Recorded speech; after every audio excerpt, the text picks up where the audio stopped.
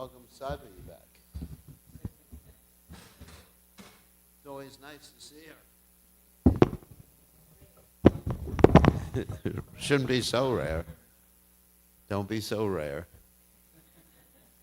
As they say in the Western movies, don't be a stranger, partner.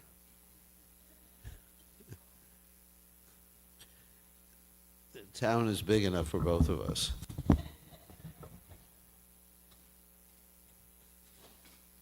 All right. Jaya Radha Madhava Kunya Bihari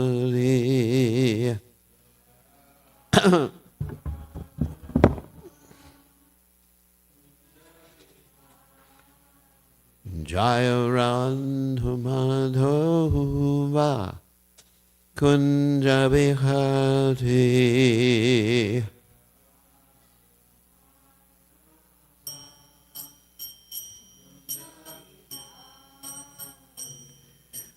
Gopi Janamallabha Girivardhate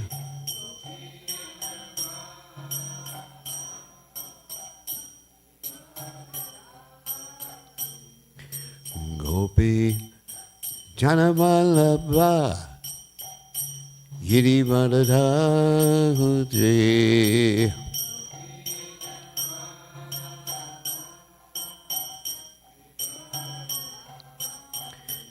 Yasunanandana Vrajajana Ranjana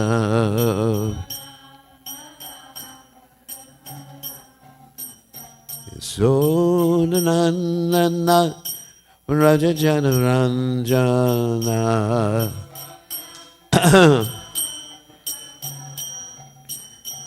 Jamuna Tira Panachate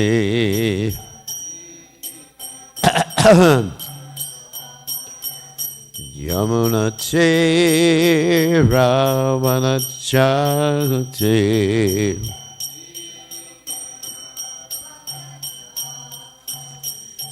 Jaya Radhu Madhava Kunja Bihagate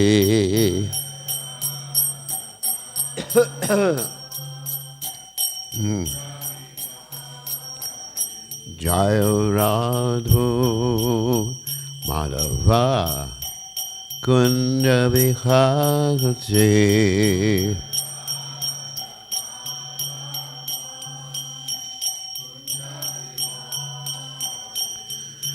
Gopi Jana Madhava Girivardhate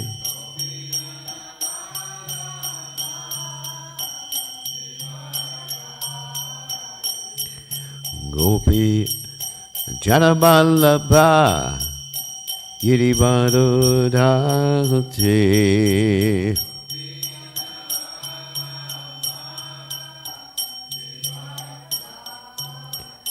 Yasunanandana Vrajajana Ranjana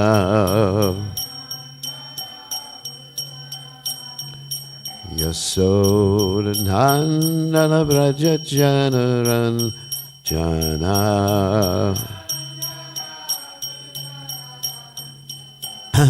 Yamuna Tira Vanachade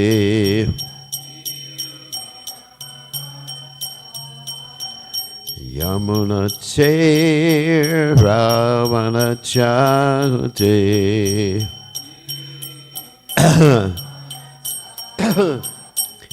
Jaya Radhu Madhava Kunja Bihagate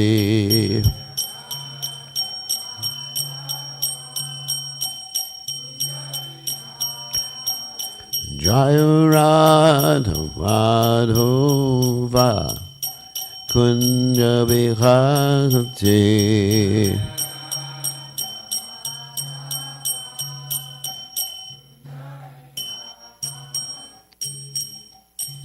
Jai Om Vishnupad Paramahansa Paravatikacharya Osatara Satashi Shimad. His Divine Grace Abhaya Charanada Bhaktivedanta Goswami Srila Prabhupada Ki Jai. ISKCON founder Acharya Srila Prabhupada Ki Jai. Anantakoti Vaishnava Vrinda Ki Jai. Namacharya Srila Haridas Thakur Ki Jai. Rem Se Kaho Sri Krishna Chaitanya Prabhu Nityananda Shidwaita Gadadha Shiva Siddhi Gaur Bhakta Vrinda Ki Jai. Shri Radha Krishna Gopi Gopinath Sayam Kunda Radha Kunda Giri Govardhan Ki Jai. Vrindavanam Ki Jai Maturadam Ki Jai. Jagannath Swami Ki Jai Yamunamai Ki Jai. Shrimati Lasi Devi Ki Jai Samveda Bhakta Vrinda Ki Jai. Gaur Premananda Hari Hari Bol. All glories the assembled devotees, all glories the assembled devotees, all glories the assembled devotees. All glories to Shri Guru and Gauranga Srila Prabhupada Ki Jai. Om Vishnu Padaya Krishna Vastai Budle Shrimati Bhaktivedanta Swami Namani Namaste Saraswati Devi Gaurvani Pachani Nivisesha Sunyavadi Paschachate Charni. So Meganat Timadanda Shah Gananjana Shlakaya Chakshuru Meditam Yena Tazmai Shri Gurve Namaha. So today is a very special day in the Vaishnava or on the Vaishnava calendar. It's the appearance day of three different personalities: Madhavendra Puri, Srinivasa Acharya, and Radha Raman. What? Yeah, very auspicious day. So first we're going to tell the story about Radha Raman, then we'll talk about the two personalities who appeared today in addition to Radha Raman. So, of course, we know that Radha Raman were worshipped by Gopal Bhatta Goswami. So what happened is that Gopal Bhatta Goswami, as I usually tell the story, was a very humble devotee. So not like nowadays that people just get Shilas and then they inform their spiritual master later on, or they go on the internet like eBay and bid for a Shila. You see it on eBay right now. It's taken very seriously. Shila worship is taken very seriously. One has to be second initiated. One has to have the permission of his spiritual master. Otherwise, one should not simply install these. There's this whole tendency nowadays, now that Prabhupada is not on the planet, and now that basically it's free for all the people, just install deities in their home without asking for permission, without understanding the standard. And even they open up preaching centers and they install deities in the preaching centers without going through the authorized ISKCON procedure. The authorized ISKCON procedure is that we have a deity worship ministry.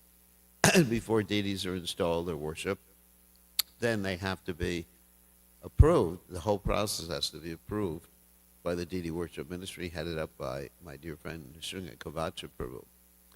So, and then devotees try to get around the law, skirt around the law, so to speak, by putting the deities on the altar and saying they're not installed, and just worshiping them like that. Well, the point is, the deity installation is there because of the chanting of the holy name and the worship of the deities. So it's not that you have to do a formal sacrifice or ceremony, like Prabhupada said in Vrindavan, that the deities were installed there because of the Harinam Kirtan, not because of all the yagyas and havans and kunds and everything like that they do. Of course, we do that so that people will respect the deity installation, but the deity installation is there because the deity is being worshipped under the authority of a devotee of the Supreme Personality of Godhead, so therefore the deity comes. So we're dealing with this in the North American GBC right now, and also in the international GBC, of devotees like putting deities on the altar without proper arrangements for the worship of the deity, just saying that they're uninstalled. And one thing I want to mention about that, yes. So actually, there's no need to do that. You can actually worship Krishna in the picture form.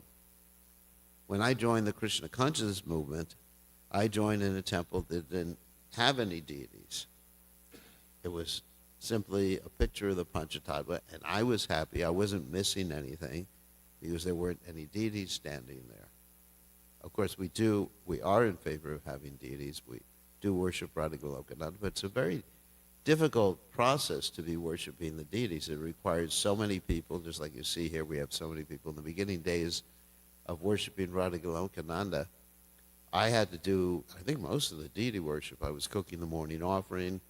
I was giving the class, except when Mother Irmela was giving class. I was giving class in the morning, cooking the morning offering, sometimes dressing the deities in the morning, sometimes all three of those things in the morning, just to make sure the deity standard was upheld. So, getting back to the story, Gopal Bhatta Goswami.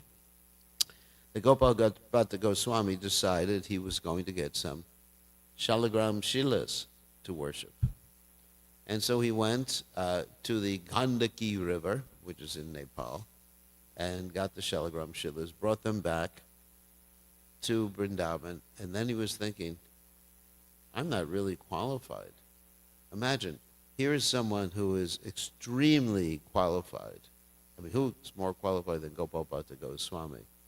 I mean, practically speaking, in the temple that he established, which was later Radharaman Temple, Prabhupada said this is the highest standard of deity worship, a standard that ISKCON devotees can examine and learn from if they really wanted to learn like the highest standards of deity worship.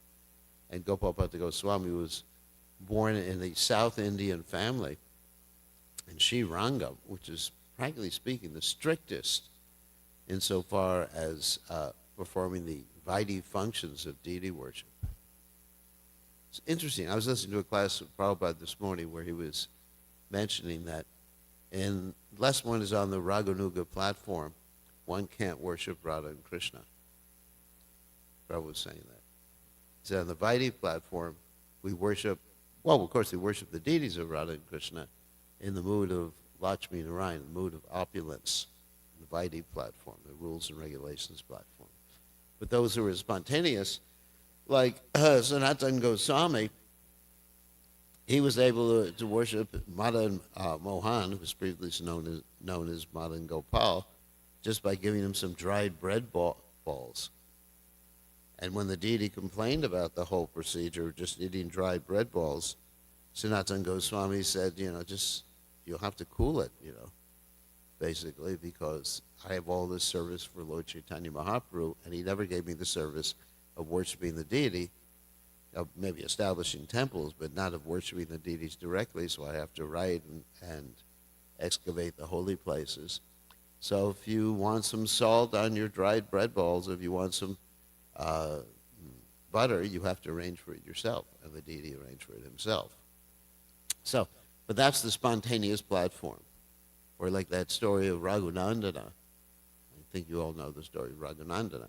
Raghunandana was told by his father to make sure the deity was eating properly while was being offered properly.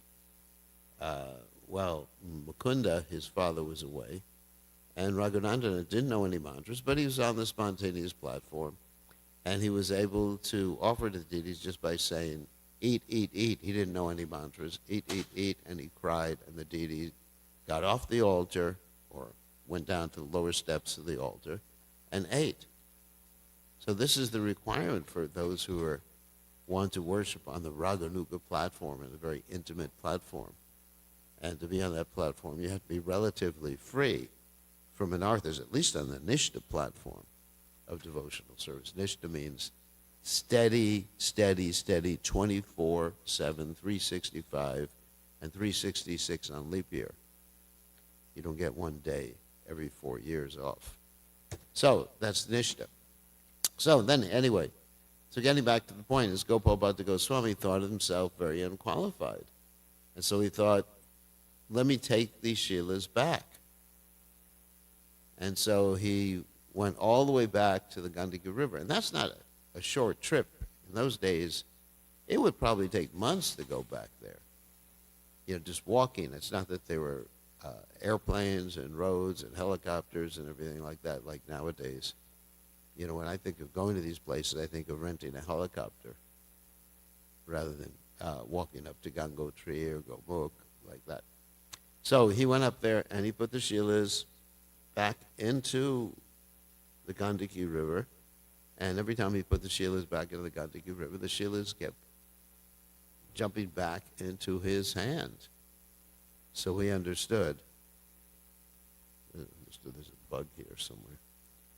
He understood that the Shilas wanted to be worshipped. So then he went back to Vrindavan and he was worshiping the Shilas. But then he was observing his Goswami godbrothers. And the Goswami godbrothers, they actually had, the three-dimensional, form deities, and they were dressing them or arranging them for them to be dressed. And he was thinking, I'd really like to have deities, to dress the deities. And so then one night, or one day, he was actually given clothes for one of his Shilas, what's called a Damodar Shila. Each and every Shila had a name to him. And so he was thinking, now, how am I going to dress the Shila with these clothes? So he went to take rest. And the next morning he got up, and the deity of Radharaman manifested himself from the Damodar Shila, the beautiful deity of Radharaman. And there wasn't a Radharani manifest. So we see the deity worship nowadays is worshipped with a pile of clothes next to him, and that signifies Radharani. And the deity worship, as I mentioned before, is on the highest standard. And Prabhupada said we could go there and learn the highest standard of deity worship. So that's the appearance of Radharaman. And Radharaman is one of the few deities, original deities, that is still there in Vrindavan. Somehow or other, Radharaman was protected from the Mughals when they invaded Vrindavan, and many of the other deities were brought to Jaipur, Udaipur, or Natwar. Boy, it's either one bug or many bugs here. So,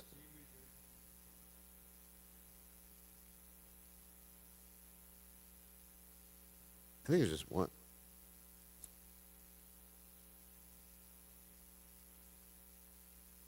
I think that does it. Okay, so that is the story of Radharaman.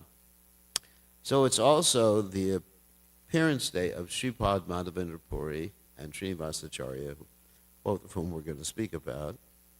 So Lord Chaitanya Mahaprabhu said that Madhavendra Puri was the source of the symptoms of ecstatic devotional love and conjugal ras in our sampradaya.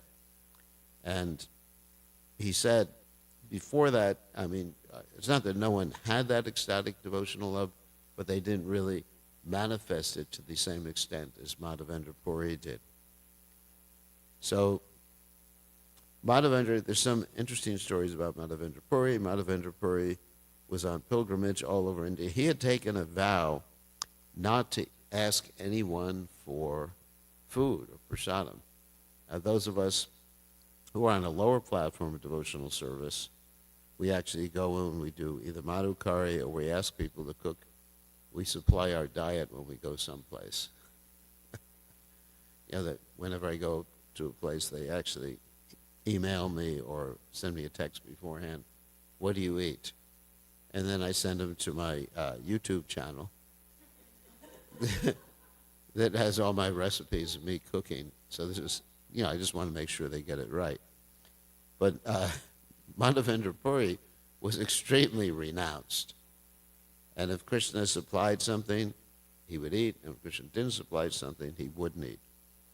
So he was traveling around India, and when he was in Western India, he met Lord Nityananda on pilgrimage. And there's a beautiful story about this in the Chaitanya Bhagavat. When they met each other, they embraced, and they remained motionless for hours. And he spent quite a bit of time with Lord Nityananda. This whole story of Madhavendra Puri that we're going to tell in it right now was actually spoken by Lord Chaitanya Mahaprabhu, because Lord Chaitanya Mahaprabhu heard the story of Madhavendra Puri from his spiritual master, Ishwara Puri. So, first part of the story we're going to talk about is the disappearance of Madhavendra Puri, and because this is important insofar as for us to understand the importance of serving spiritual master in an unmotivated, humble fashion. So, famous story. Once upon a time, Madhavendra Puri was getting ready to leave this planet. And when he was getting ready to leave this planet, he was manifesting symptoms of ecstasy, of separation from Krishna. This is called vipralamba. So as he was manifesting these symptoms, he was crying out, "Oh my Lord, I have not reached Mathura." And so he had one disciple named Ramchandra Puri, and Ramchandra Puri thought he knew better than his guru. As we see, it's a very common phenomena. And he started to advise his spiritual master, why don't you just meditate on Brahman? And even quoted the verse from Bhagavad Gita, that prasanatma nashochiti nakangshati samak sarveshu bhuteshu mad bhakti labate param. That one should be absorbed in Brahman, and this way you're not going to hanker or lament as you're doing, Guru Maharaj. And so Guru Maharaj, Madhavendra Puri, got so upset with this disciple that he rejected him at this point. He said, "I have not reached Mathura, and now this rascal has come to harass me. Get out of here. I don't want to see you anymore." So the final words he heard from his guru before his guru left this planet was that, "I don't want to see you anymore. You're a rascal." Remember that instruction. Can you imagine getting that instruction right before your guru leaves the planet and remembering that for the rest of your life? But Ramchandra Puri didn't consider it so important, and he became a critic of the Vaishnavas, and that story is told in the Chaitanya Charitamrita. So, at the same time, we had Ishwara Puri, who was serving his spiritual master. And now, serving his spiritual master, not only reflecting his spiritual master's moods and encouraging his spiritual master in the mood of vipralamba, but also serving his spiritual master in a very menial way, cleaning up, just like if someone gets very old and sick and they're getting ready to leave the planet. I mean, there's many things like bodily fluids and things like that that have to be taken care of, and the body has to be cleaned, like the devotees cleaned Prabhupada before Prabhupada left this world. They had so much devotion for Prabhupada that there's even some statement that Prabhupada said, I think it was to Bhakti Chur Maharaj, about, the bodily fluids is simply horrible. And I don't remember the exact words. And Bhakti Chur Maharaj responded, "No, Prabhupada. Because when there's love, then something that would ordinarily be considered repulsive would be considered nectarian, just like it's described about a mother taking care of a child or changing the diapers of a child. I mean, because I don't have any love, if you ask me to do it, it would be extremely repulsive. I don't know if you could pay me. Well, you could pay me enough money. I do have a price. But it would be repulsive even if I was doing it, or I would be repulsed. So, Ishwara Puri was taking care of his guru with great devotion, not thinking, "Oh, I got to do this for the Guru Maharaj." So the whole point is devotion, not just the activity itself, but the devotion. I was thinking about that as I was offering some bhoga to my deities this morning and saying the mantras and thinking, where's my devotion? I have to be thinking, "Krishna, please come and take this bhoga, come and enjoy." Instead, we're generally thinking, "Krishna, I'm offering to you so later on I can eat this, whatever it is. I can eat the boiled vegetables." So, anyway, he was serving the spiritual master with devotion. As a result of that, he got empowered and he was able to become the spiritual master of Lord Chaitanya Mahaprabhu. So, let's continue with the story. So, once upon a time, and this story, as I mentioned before, is told by Lord Chaitanya Mahaprabhu, when Lord Chaitanya Mahaprabhu reached Ramuna. Ramuna is the place where Shirachora Gopinath is. And right before Lord Chaitanya Mahaprabhu told the story, a crown from the deities fell on Lord Chaitanya Mahaprabhu's head. It probably was a flower crown, some sort of flower crown that fell on his head. So he said that Madhavendra Puri reached Vrindavan, the Govardhan area. He circumambulated the whole Govardhan area, took a bath in Radhakund, and he was sitting there chanting his japa, not asking anyone for food, and a boy came and offered him some milk. Some of the stories say there was kheer in a container. But anyway, it was a milk product. And Madhavendra Puri questioned him, "Why have you come here?" And the boy said, "No one fasts in my village." And so Madhavendra Puri took the prasad. The boy left, and Madhavendra Puri at that point had a dream. And in that dream, that same boy appeared to him, took him by his hand, and took him into the bushes and said that actually, my name is Gopal. And I was installed by Braja. Now, Braja means Brajanava, Krishna's great-grandson. Krishna's great-grandson came to Vrindavan and Govardhan, of course, after Krishna had left this world, and most of Krishna's associates had left this world. He came with some of Krishna's remaining associates, and he established many of the original deities. And the way you can understand or see that the deity was one of the deities installed by Brajanabha, the deity is made of this black stone called Bhadra. You seen that? Like we have the Nrsimha deity. Someone sent me a picture of the Nrsimha deity this morning that's worshipped at the tail of Govardhan. And then also in the city of Anior, or town of Anior, there's this big, big Dauji deity that's made from this stone. You've seen that deity? No? Yes? No? Yes? Okay. It's hard to see on that. It's subtle. So, anyway, so this deity of Gopal was actually installed by Brajanabha. And what happened is Brajanabha, this deity, was eventually hidden in the bushes because the Mughals came, and the Mughals used to come and destroy temples and break the deities, and even take the deities and put them in the road so the people would step on them. And they would desecrate these samadhis of the great personalities. They would disinter them. That means dig them out of the ground. And then they would feed them to the dogs. So in many cases, the Vaishnavas would disinter the bodies themselves and cremate the bodies, like we have the Teen Goswami Samadhi at Radhakund for that purpose. So, so anyway, so the deity, Gopal, he said, "I'm hidden in the bushes." And so Madhavendra Puri went to the village, and he gathered people to rescue the deity. And so they came with all these choppers, like at scythes, and they found the deity in the bushes, and they took all of them to carry him to the top of Govardhan Hill. And so at the top of Govardhan Hill, they had a deity installation, and they had water from from Govindakund.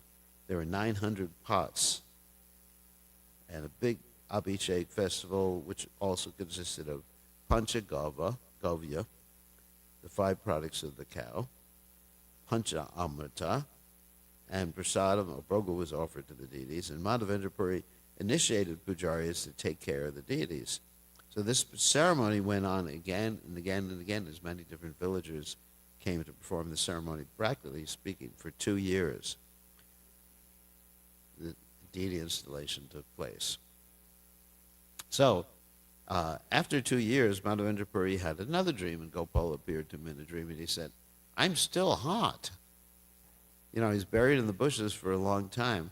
I need some sandalwood, so get me some sandalwood." So in order to get sandalwood, he had to go all the way to Puri to get it. So he took it upon himself, and remember, here is someone who is not asking for food from anybody or asking for prasadam from anyone, and he just took it upon himself to go get the sandalwood. So he proceeded first towards Bengal on the way to Jagannath Puri. And in Bengal, he initiated Advaitacharya. So it's described, at least in this biography, that Advaitacharya was initiated by Madhavendra Puri. And then he went to Ramuna on the way to Jagannath Puri, because Ramuna is in between Bengal and, in between Mayapur and Jagannath Puri. It's a very beautiful place, very quiet place, Ramuna, where the Shirachora Gopinath is. And so when he came, he saw the deity of Shirachora Gopinath. And this Shirachora Gopinath deity was actually installed and carved by Lord Ramchandra. The story goes that Lord Ramchandra was asked by Sita Devi when they were in Ramuna, what do you look like in Dwapara Yuga? And Lord Ram took out his arrow, and with the tip of the arrow, he carved on the stone this relief deity, beautiful deity of Gopinath. And Gopinath is offered this very nice offering called Amrita Keli. Amrita Keli is the very sweet, condensed milk. I mean, it's unbelievable. Even I broke my fast to take this when I was there. And they actually have the cows in Ramuna that are connected. They're not in the deity room, but the structure in which the deity room is in has a wall in it, and behind the wall, the deities are on one side, and behind the wall, the deities, there's the cows that supply the milk. And so the cows are living there right with the deity. Really amazing. You remember that, Sadhvi? Sadhvi went with us one time. Not just me and Sadhvi, of course. There were 35 of us, so it was chaste. So when Madhavendra Puri heard about these offering that was being made, he thought, I should taste it. Actually, when I went there, I also thought I should taste it, but not for devotion. I thought I should taste it because I wanted to taste something nice. And when it's in little tiny containers. They have like about this big little clay containers. You remember that? It's nice. And we had devotees just like swigging one after the other. And we had one of our devotees wanted to save some, so he poured it out on a leaf plate and dried it in the sun so he could save it, but it actually spoiled. It wasn't so good like that. He's a very fanatic devotee, but that's out of devotion. And they were so hospitable at that temple that they cooked full plates of prasadam for us too. And we had very, very wonderful temple. They have different. They have like a museum inside the temple with figurines depicting Krishna's pastimes. If anyone gets a chance to go, they need to go to visit the temple in Ramuna. So anyway, so Madhavendra Puri thought, I would like to taste it. Why do I want to taste it? Because I want to offer it to my Gopal. If I can taste it, I can understand what they're doing. Because it sounds like they wouldn't give him the recipe. Isn't it? Yeah, obviously, you can understand just reading between the lines, they wouldn't give him the recipe. So, but he became embarrassed, thinking, I want to taste before it's offering, because he was thinking about this when the bell was ringing in the offering. Nowadays, and of course, we have devotees saying, they come into the kitchen and they say, is it prasadam yet? Is it prasadam yet? So that's not the right consciousness.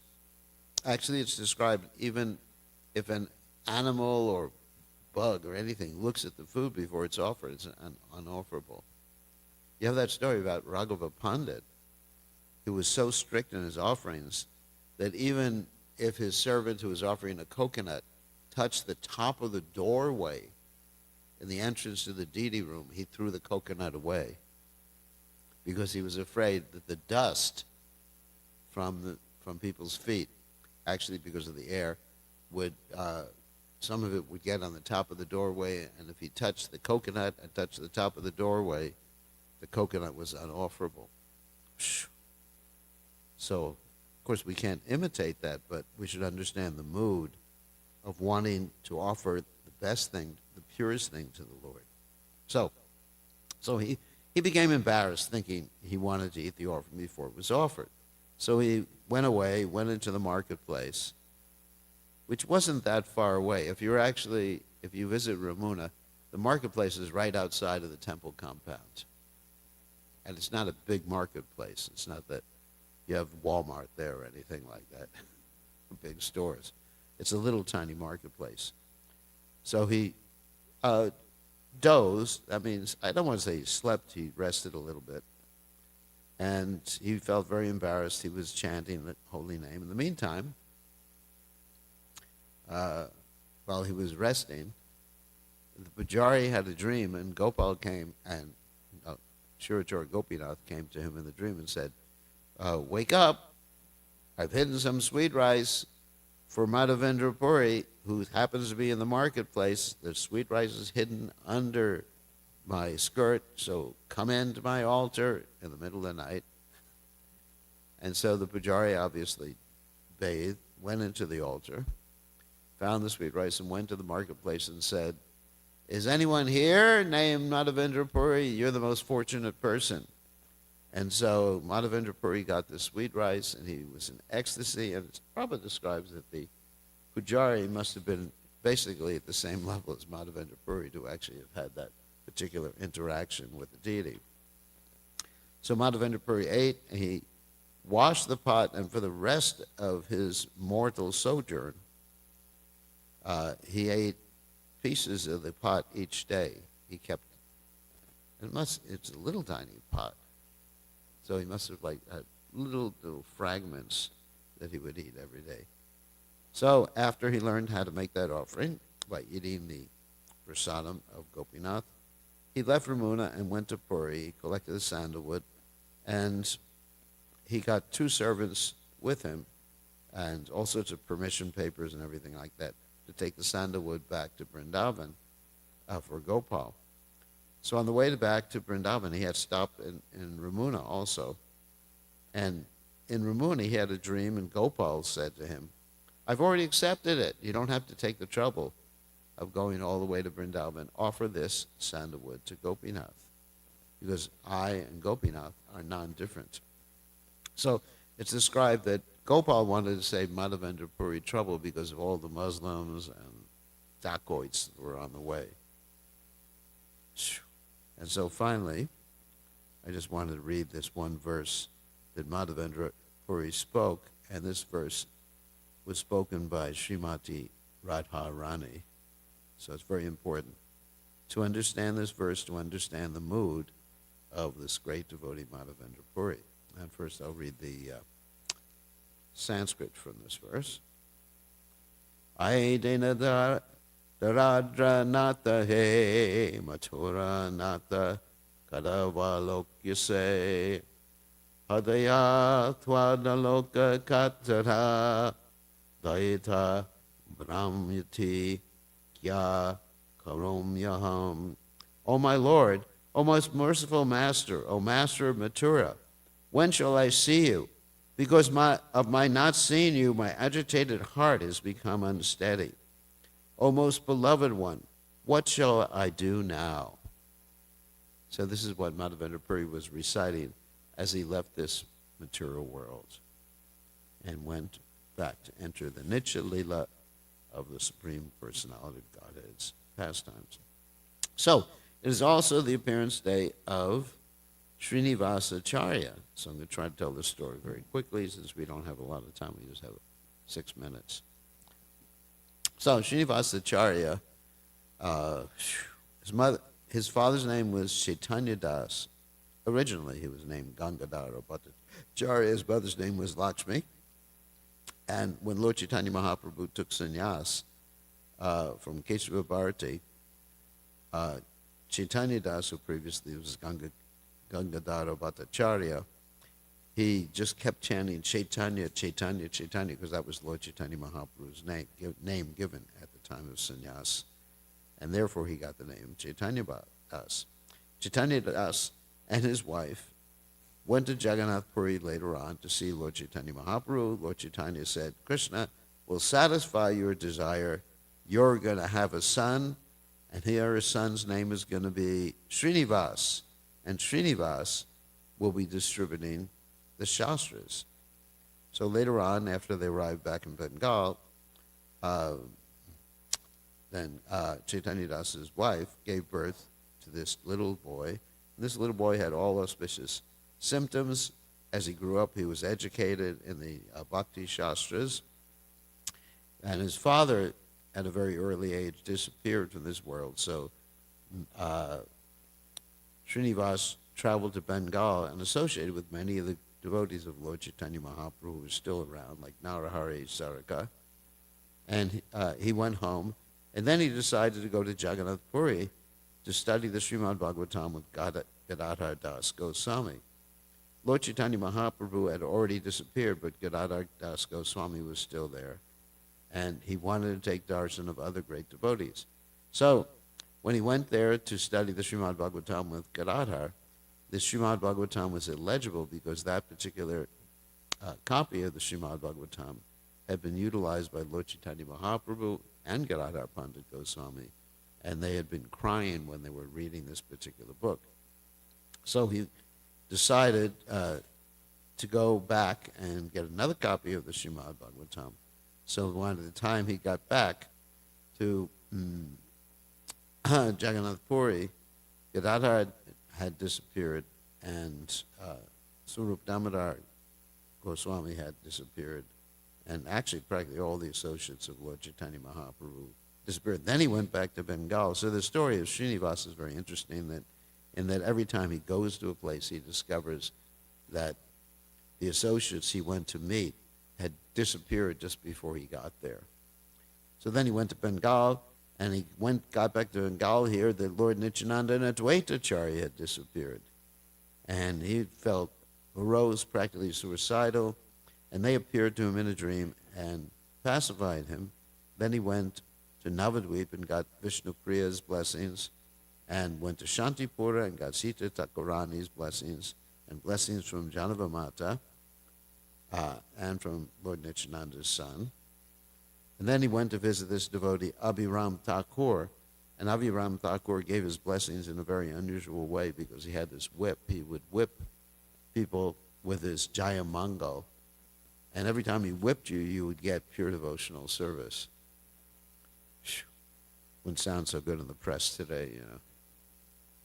The devotees whip each other. So he was whipped, I think, 2 or 3 times by Abhiram Thakur. And what happened is Abhiram's wife said, "Don't whip him anymore. He'll become too ecstatic. He won't be able to do anything."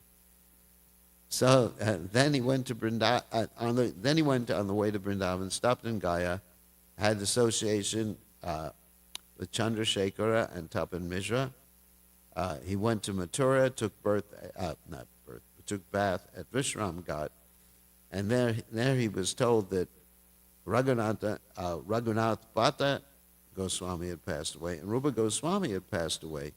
And then he thought, this Vrindavan is very cruel. I don't want to enter Vrindavan. He felt practically like he wanted to leave his body. But then Rupa Goswami and Sanatana Goswami appeared to him in a dream and assured him that everything would be all right and that he should proceed to Vrindavan. And there in Vrindavan he met Jiva Goswami and Gopal Bhatta Goswami, who became his guru. And he had association with Raghunath Das Goswami at Radhakund, Krishna Das Kaviraj Goswami, and Raghava Pandit. So he was taught by Jiva Goswami with Narottama Das Thakur and Shyamanand at the same time. And he was given the title Acharya. He was sent by Srila Jiva Goswami to Bengal to distribute the Vaishnava literatures. And on the way to, after he entered Bengal, he entered this one place called Vanavishnapura, where the king was a dacoit, and the king had his astrologers who understood that what was in this case where they kept the books was a great jewel. So he had the books stolen, although he thought they were jewels rather than books. He opened up the case, and he saw the writings of Rupa Goswami, and he became very embarrassed, closed the case, and later on Srimad Bhagavatam class was given by Srinivasacharya, and the king recognized him from his dream, and he gave him the books, and Srinivasacharya initiated the king and queen and made sure that everyone in the kingdom had to be a devotee. They had to wake up for Mangalarti, not like New Goloka. So later on, he got blessings from Gadadhar Das, not Gadadhar Pandit Goswami, to get married. He got married and had 3 sons and 3 daughters. One of his daughters, Krishna Priya, was a guru. Interesting. And he has a very famous disciple named Ramchandra Kaviraj, and he met Ramchandra Kaviraj on the day that Ramchandra Kaviraj got married. So I guess it wasn't a long honeymoon. And then after he preached, he again went to Vrindavan, studied again with Jiva Goswami, and left this world in Vrindavan. So that's Srinivasacharya. That's all we have time for today. So today we remember these 2 great personalities, try to follow in their footsteps and preach Krishna consciousness and serve our spiritual master. Okay, all glories to his divine grace, Srila Prabhupada ki jai. Is that whip still around? It might be.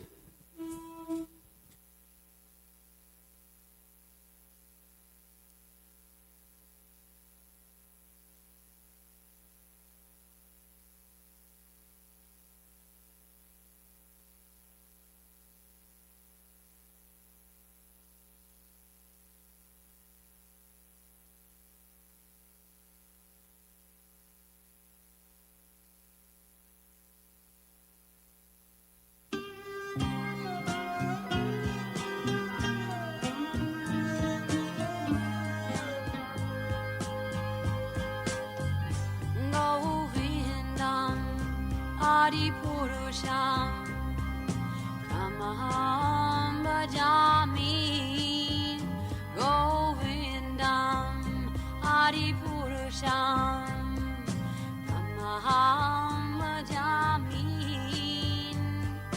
Govindam Adi Purusham Tamaham Bhajami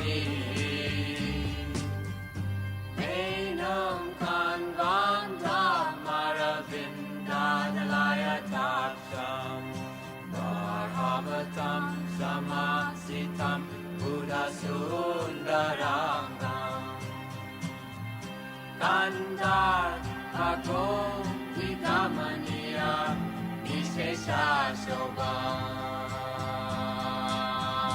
Govindam Adi Purusham Tamaham Bhajami Govindam Adi Purusham Tamaham Bhajami Govindam Adi Purusham Tamaham Bhajami Angani Yasa Sakalen Priya Priti Manti Vasyan Dipan Kayanti Chiram Naganti Ananda Chinmaya Sadhu Jala Vigrahasya Govindam Adi Purusham Tamaham Bhajami Govindam Adi Purusham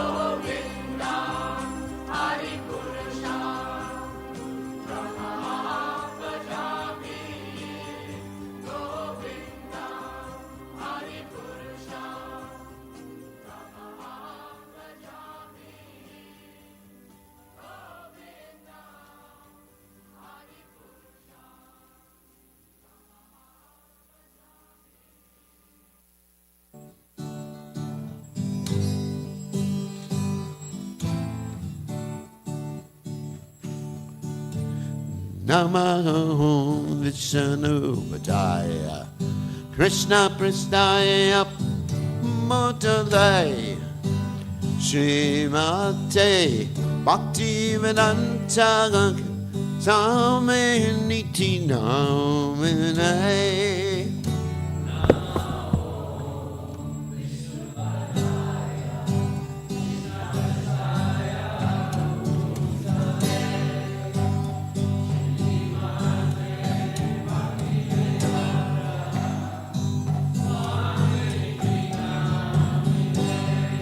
Namaste Saraswati Devi Guruvani Pacha Nevasesha Sunyavati Masya Jagade Satanane.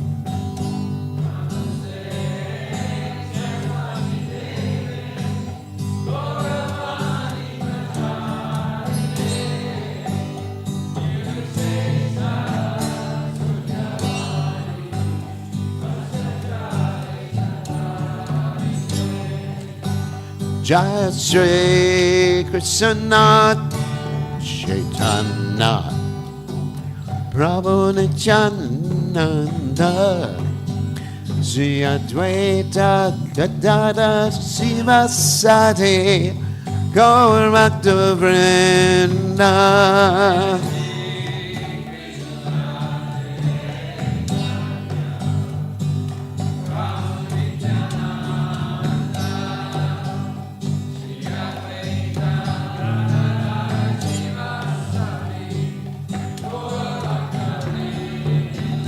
Jaya Shri Krishna Chaitanya Prabhu Nityananda Sri Advaita Gadada Sivasati Gaur Bhakta Vrinda.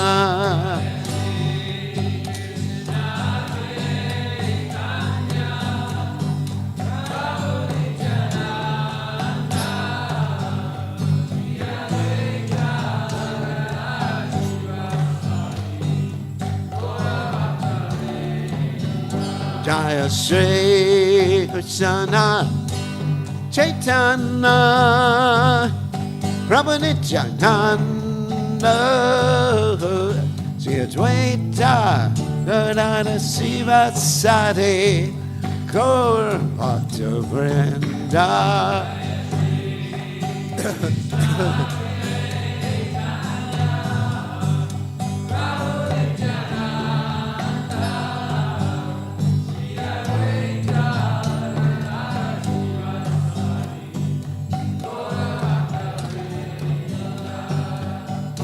Hare Krishna, Hare Krishna, Krishna Krishna, Hare Hare, Hare Rama, Hare Rama, Rama Rama, Hare Hare.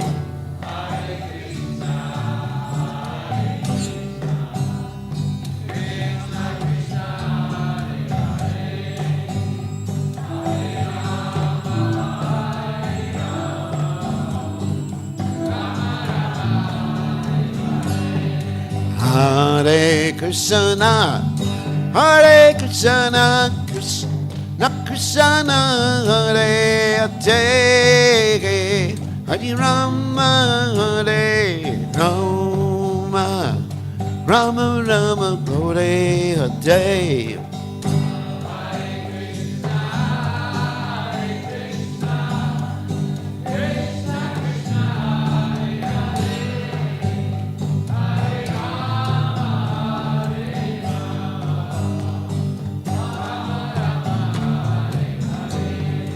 Hare Krishna, Hare Krishna, Krishna Krishna, Hare Hare, Hare Rama, Hare Rama, Rama Rama, Hare Hare.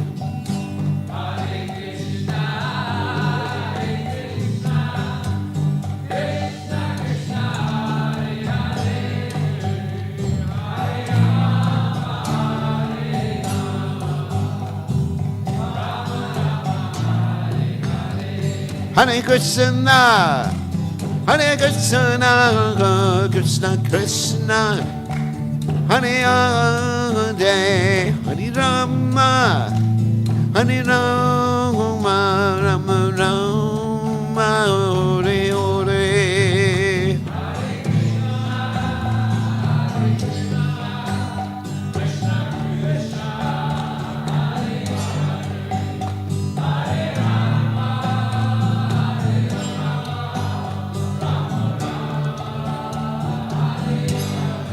Hare Krishna, Hare Krishna, Krishna Krishna, Hare Hare, Hare Rama, Hare Rama, Rama Rama, Hare Hare.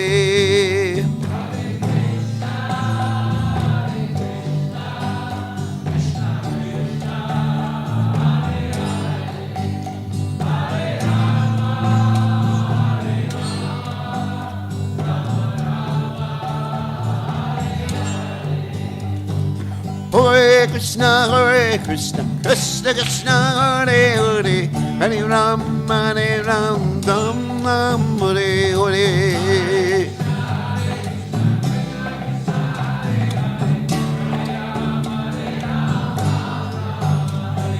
Hare Krishna, Krishna Krishna, Hare Hare, Hare Ram, Hare Ram, Ram Ram, Hare Hare.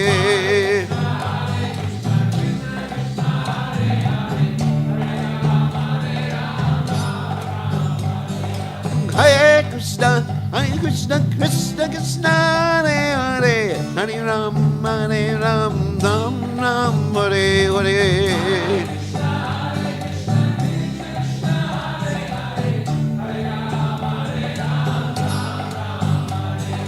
Hare Krishna, Krishna Krishna, Hare Hare, Hare Ram, Hare Ram, Ram Ram, Hare Hare.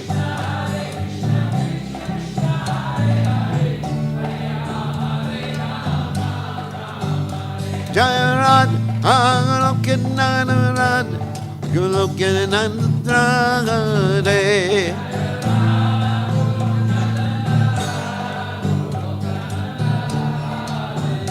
Jaya Radha, Goloka Radha, Goloka Radha.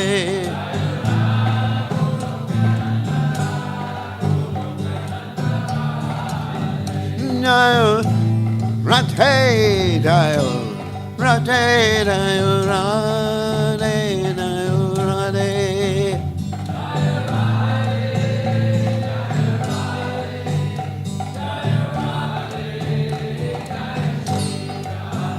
Jaya Radhe, Jaya Radhe, Radhe, Jaya Radhe.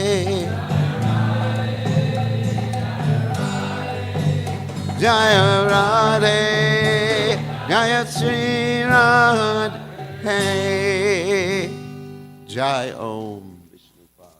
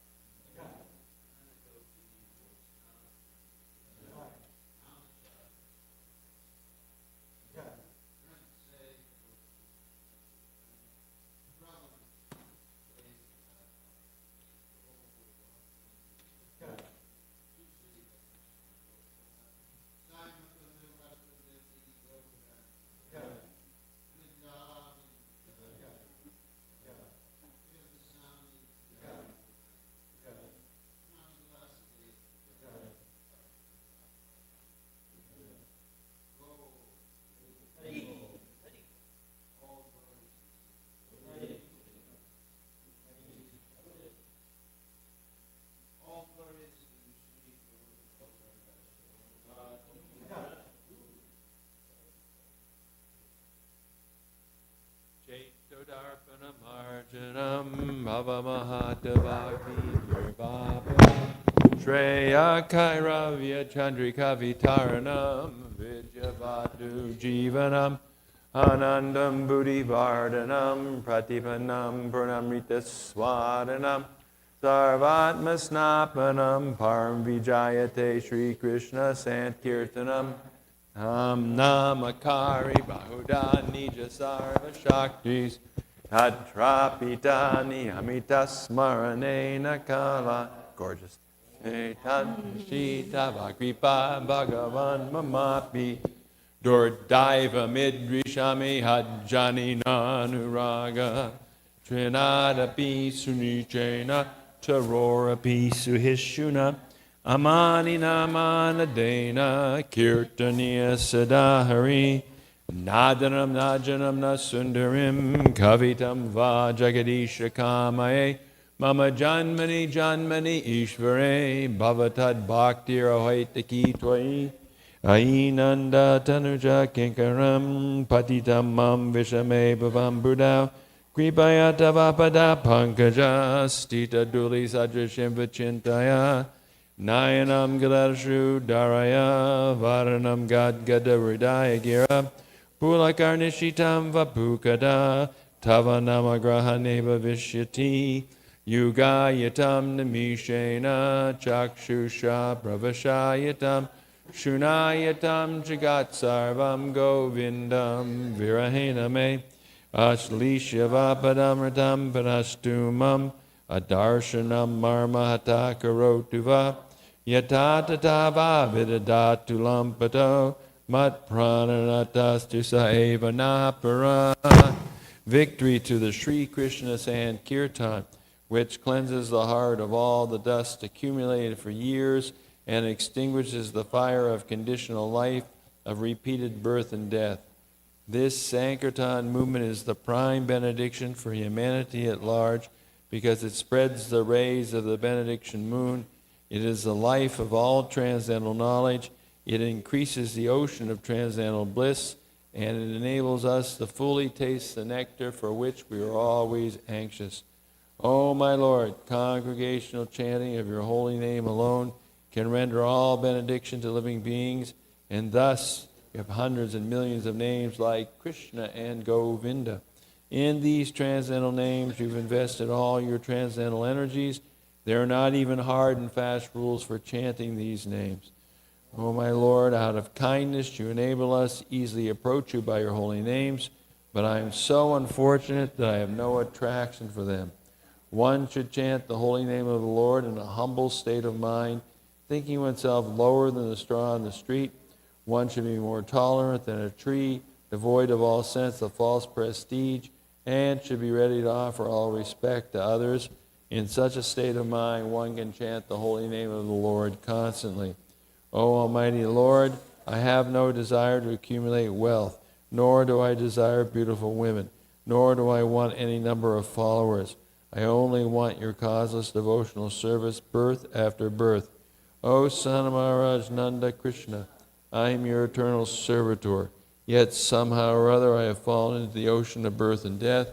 Please pick me up from this ocean of death and place me as one of the atoms at your lotus feet. O my Lord, when will my eyes be decorated with tears of love flowing constantly when I chant your holy name? When will my voice choke up, and when will the hairs of my body stand on end at the recitation of your name? O Govinda, feeling your separation, I am considering a moment to be like 12 years or more. Tears are flowing from my eyes like torrents of rain, and I am feeling all vacant in the world in your absence. I know no one but Krishna is my Lord, and he shall remain so, even if he handles me roughly by his embrace, or makes me brokenhearted by not being present before me. He is completely free to do anything and everything, for he's always my worshiper.